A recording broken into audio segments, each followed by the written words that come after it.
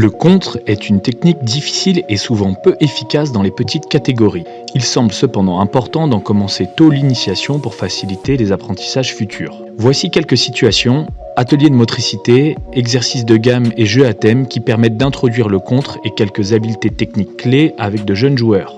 Ce premier atelier a pour but d'aborder la sensation d'interception et la notion de franchissement dans le camp adverse.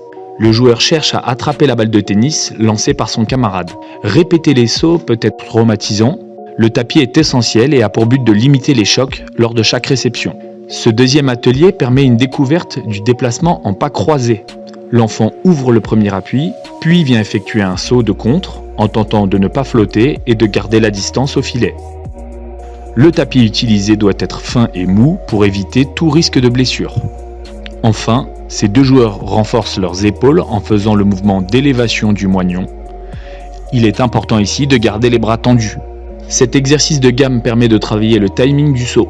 Les jeunes sont invités à observer l'attaquant pour sauter juste après lui dans le cas d'une attaque au filet.